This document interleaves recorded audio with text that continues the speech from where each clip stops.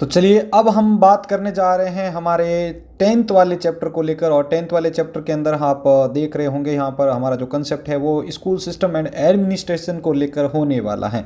तो चलिए शुरुआत करते हैं अपने इस कंसेप्ट की। और मैं चाहूँगा कि जितने भी कैंडिडेट अभी तक पूरी जो जर्नी है कंटिन्यू करके यहाँ तक आ चुके हैं, तो मैं ये मानता हूँ कि आप बहुत ही लकी हैं कि अब आप बहुत ही एंड वाले पोर्शन तक पहुँच रहे हैं। और इसको पूरा करने के बाद मैं ये जरूर आपके लिए विश्वास दे सकता हूँ कि जब आपका अब नेक्स्ट एग्जाम में आप बैठ रहे होंगे तो उसमें आपके इन सभी पोर्शन से ज़्यादा क्वेश्चंस मिलेंगे। तो चलिए आपकी इस यानी अभी तक आपने इतनी जो कोशिश रखी है और आप एक डट्टार तरीके से यहाँ तक आ चुके हैं, तो एक बार सभी मिलके सभी माता रानी का जयकारा लगा दो। कमेंट बॉक्स के अंदर सभी के सभी जय माता दी लिख दीजिएगा। चलिए शुरुआत करते हैं। तो देखिए अब हम जो कंसेप्ट पढ़ रहे हैं वो स्कूल के मैनेजमेंट और उसका जो भी वहाँ का एडमिनिस्ट्रेशन है उसको लेकर यहाँ पर होने वाला है। तो एक स्कूल सिर्फ ब्रिक्स और मोटर्स नहीं बल्कि एक लिविंग सिस्टम है जिसमें इफेक्टिव रन होता है, जिसे हम इफेक्टिवली रन करते हैं। यानी वहाँ पर खाली दीवारें बना दी गई है या बाहर लिख दिया गया है ये स्कूल है, फलाना स्कूल है, यहाँ पर ये रूम है, तो उससे ही उसको स्कूल नहीं कहेंगे, बल्कि वो एक प्रकार का लिविंग सिस्टम है, यानी डेली एक्टिव होने वाला चीज है वो। अब अगर अपन बात करें यहाँ पर स्कूल सिस्टम को लेकर, तो स्कूल सिस्टम का स्ट्रक्चर एंड टाइप्स अगर देखें तो structure of education, school education, तो ये क्या होता है भाई? देखो प्राइमरी एजुकेशन के अंदर देखा जाए तो एक स्कूल का पूरा स्ट्रक्चर समझ रहे हैं। तो यहां पर अगर अपन बात करें कि ये प्राइमरी स्कूल है, तो प्राइमरी सेक्शन होने का मतलब है कि उसमें कक्षा 1 से लेकर 5 यानी 1st to 5th तक यहां पर जो क्लास है वो इसके अंदर रन हो रही है। इसका फोकस जो होता है वो होता है आपके फंडामेंटल लिटरेसी पे, न्यूमेरेसी पे और सोशल स्किल्स पर इसका जो है वो आपके पूरा का पूरा जो है यहाँ पर इसका फोकस रहता है।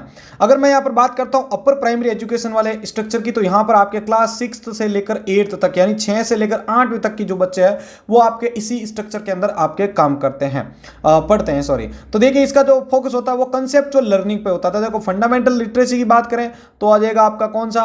Primary education. लेकिन अगर आपको कहा जाए कि अपर प्राइमरी एजुकेशन है तो इसके अंदर आपका दो फोकस है वो आपके कंसेप्चुअल लर्निंग, साइंस और मैथ पर रहता है। किसके ऊपर?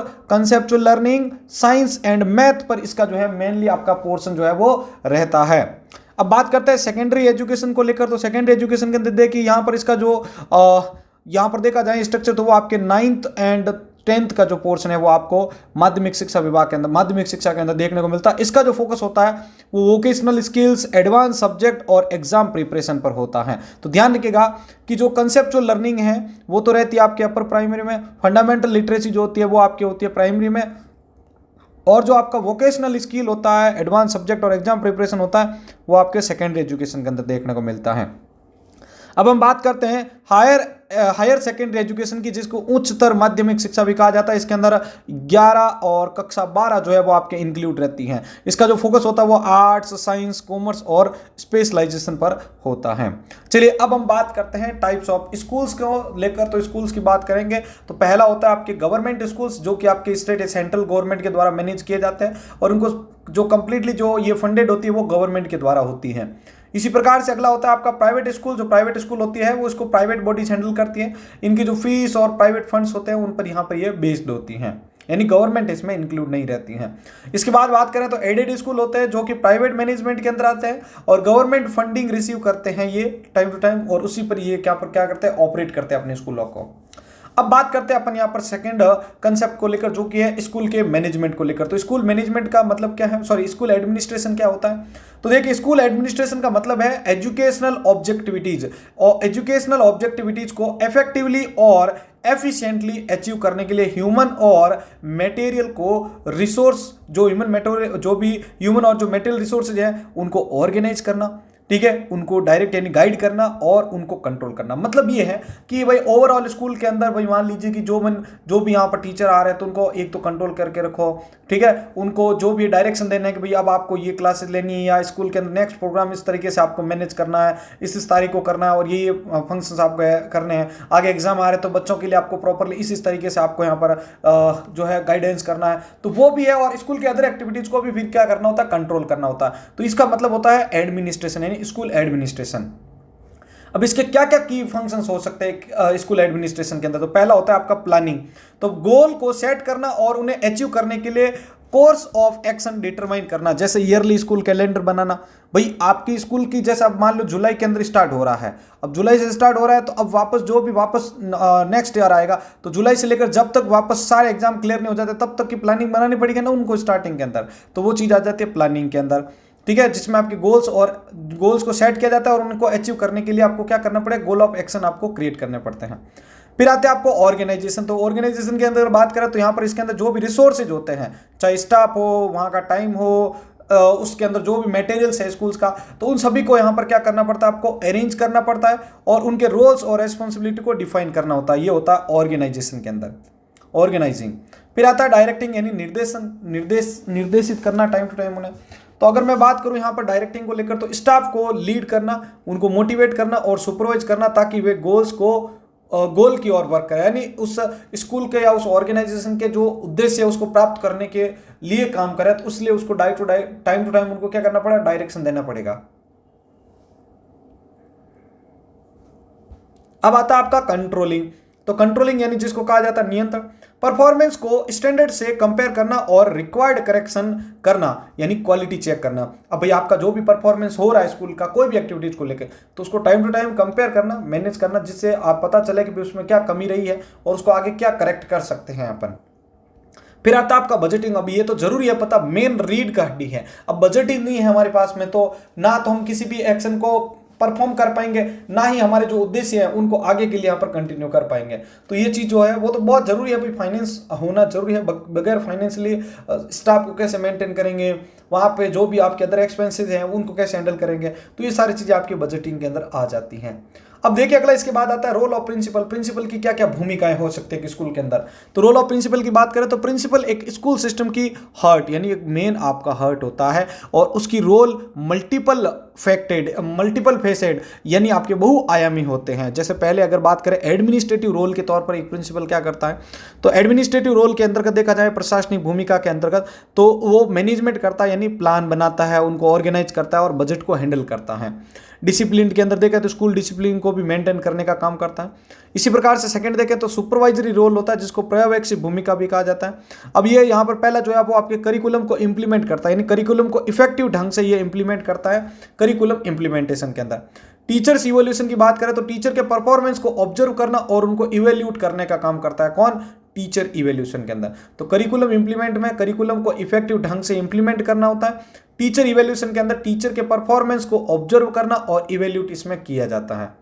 फिर आता थर्ड आपका जिसको कहते हैं अपन मोटिवेशनल या लीडरशिप, इस पे लीडरशिप रोल। तो इसमें देखिए यहाँ पर आपके टीम बिल्डिंग, स्टाफ और स्टूडेंट के बीच में पॉजिटिव क्लाइमेट फोस्टर करना। अगर स्टाफ है और जो भी वहाँ पर स्टूडेंट्स हैं उनके बीच में पॉजिटिव एरिया अगर क्रिएट रहेगा या पॉजिटिविटी अगर मेंटेन रहेगी तो क्या होगा भाई, एक अच्छा रिलेशनशिप रहेगा और वहाँ का जो कम्युनिकेशन है वो भी बेटर रहेगा उनके बीच में। इसी प्रकार से मेंटोर की बात करें तो जो भी नए टीचर आ रहे हैं उनको टाइम टू टाइम मेंटर करना और स्टाफ डेवलपमेंट को एनकरेज करना, वो चीज़ आपकी इसके अंदर आ जाती है, ध्यान रखना मोटिवेशनल या लीडरशिप इसको रोल के अंदर।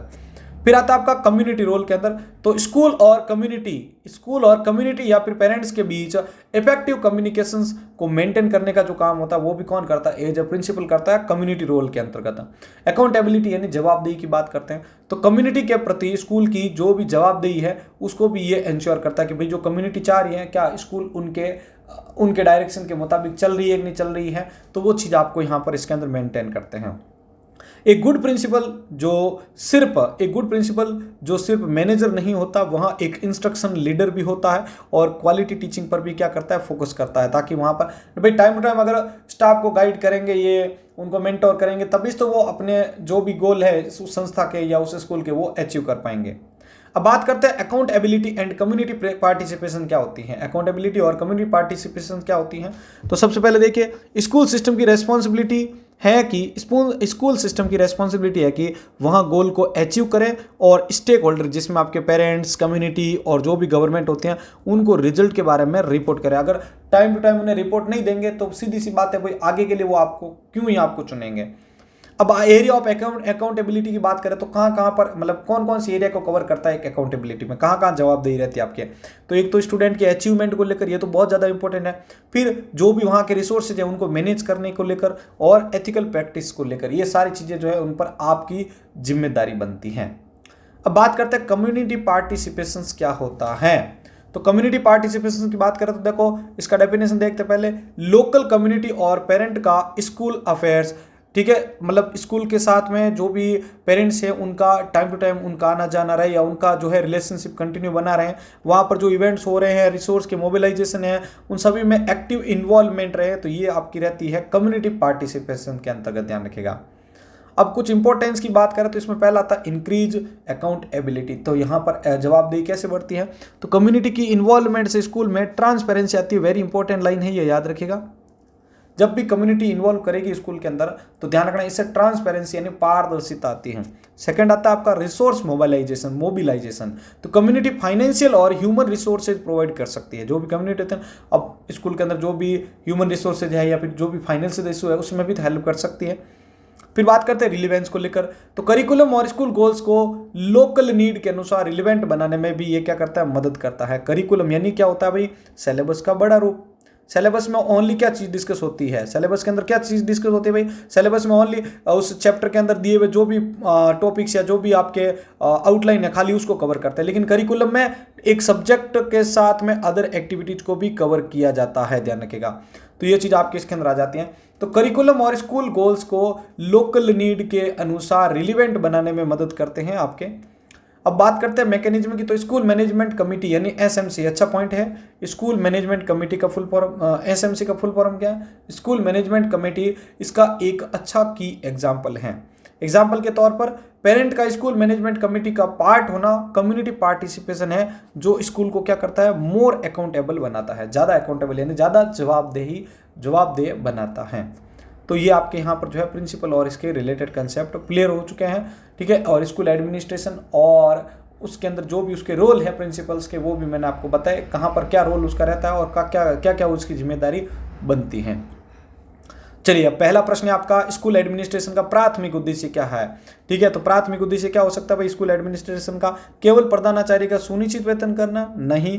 दूसरा, शैक्षणिक उद्देश्यों को प्रभावी ढंग से और कुशलता से प्राप्त करना, to achieve educational objectives effectively and efficiently. तो ये यहाँ पर आपका इसमें सही होता है। अगला आता है आपका दूसरा प्रश्न, एक प्रधानाचार्य की भूमिका यानी प्रिंसिपल का रोल है, जिसमें वह शिक्षकों के प्रदर्शन का अवलोकन यानी ऑब्जर्व करता है उनको और उनको इवोल्यूट करता है। यहाँ किस प्रकार की भूमिका है, जब एक प्रिंसिपल जो भी वहाँ पे स्टाफ काम कर रहे हैं उनकी जो भी एक्टिविटीज ट्रैक कर रहे हैं या जो भी ऑब्जर्व कर रहे हैं और उनका जो भी परफॉर्मेंस है उसको देख रहे हैं, फिर उसको यहाँ पर जो है मूल्यांकन कर रहे हैं उनका, तो ये किस में आता है, तो ये आता है आपके किसमें, सुपरवाइजर, यानी वो क्या करते हैं उनको सबको सुपरवाइजर कर रहे हैं, सुपरवाइज कर रहे हैं, तो क्या होगा, सुपरवाइजरी रोल होगा। अगला प्रश्न देखिए इसके बाद में, सामुदायिक भागीदारी यानी जिसको कम्युनिटी पार्टिसिपेशन कहा जाता है, कम्युनिटी पार्टिसिपेशन से विद्यालय के संचालन में क्या सुनिश्चित होता है। कम्युनिटी पार्टिसिपेशन से विद्यालय के संचालन में या उसको जो भी ऑपरेट करने में क्या सुनिश्चित यानी क्या इंश्योरिटी मिलती है आपको। तो देखो कम्युनिटी जब उसके अंदर आएगी तो मैंने आपको बताई थी उस समय क्या होता है भाई आपके, जब उसके अंदर इन्वॉल्व करेगी तो पहला ओनली गवर्नमेंट कंट्रोल, नहीं। अगला पाठ्यक्रम का स्थितिकरण यानी स्टेग्नेशन ऑफ करिकुलम, ये भी नहीं हो सकता है। अगला जवाबदेही, और ये देखो ये वर्ड आया था ट्रांसपेरेंसी बढ़ती, देखो ये वाला, तो तीसरा वाला ऑप्शन इसमें आपका सही है। चौथा प्रश्न आता है, विद्यालय प्रशासन के डायरेक्टिंग यानी निर्देशन में क्या शामिल होता है। विद्यालय प्रशासन का यानी स्कूल एडमिनिस्ट्रेशन का डायरेक्टिंग का कंसेप्ट होता है वो क्या बताता है, तो डायरेक्टिंग का जो कंसेप्ट होता है वो क्या बताता है भाई, वो बताता है आपके कर्मचारियों का नेतृत्व करना, यानी जो भी आपके लीडिंग है, मोटिवेशन है और सुपरवाइजिंग करना है स्टाफ को, तो ये सारा इसमें शामिल होता है बी वाले ऑप्शन के अंदर। उम्मीद करता हूँ ये चीज़ आपको समझ में आ चुकी है कि विद्यालय प्रशासन के निर्देशन में विद्यालय प्रशासन के अंतर्गत जो है निर्देशन में क्या क्या कार्य शामिल होते हैं। तो स्टाफ को टाइम टू टाइम लीड करना, उनको मोटिवेट करना और उनके लिए सुपरवाइजिंग करना, ये सारे इसके अंदर इंक्लूड रहते हैं। उम्मीद करता हूँ ये चीज़ भी आपको समझ में आ चुकी होगी। पांचवें प्रश्न की ओर आगे बढ़ते हैं, एडेड स्कूल की क्या मुख्य विशेषता है, यानी सहायता प्राप्त विद्यालय क्या होता है। तो ये भी आपको मैंने बताया था कि इसके अंदर क्या होता है, जनरली इसके अंदर जो क्या बोलते हैं मैनेजमेंट उसका प्राइवेट रहता है, बट उसके अंदर आप देखेंगे तो उसको जो फंडिंग होती है वो गवर्नमेंट के थ्रू मिलती है, यानी सहायता प्राप्त विद्यालय इनको अपन कह सकते हैं। क्या कह सकते हैं भाई, सहायता प्राप्त विद्यालय इनको कहा जाता है। चलिए भाई आगे बढ़ते हैं। अगला 6वां प्रश्न है, प्राथमिक शिक्षा यानी प्राइमरी एजुकेशन किस पर केंद्रित होती है? प्राइमरी एजुकेशन जो है उसका मेन फोकस किस पर होता है? तो प्राइमरी एजुकेशन का फोकस किस पे होता है? व्यावसायिक विषयों में विशेषज्ञता के ऊपर नहीं। प्राइमरी एजुकेशन तो भाई छोटों का रहेगा। तो देखो वो क्या करते हैं, आपके बेसिक लिटरेसी, न्यूमरेसी और सोशल स्किल्स को डेवलप करने पर फोकस करती है।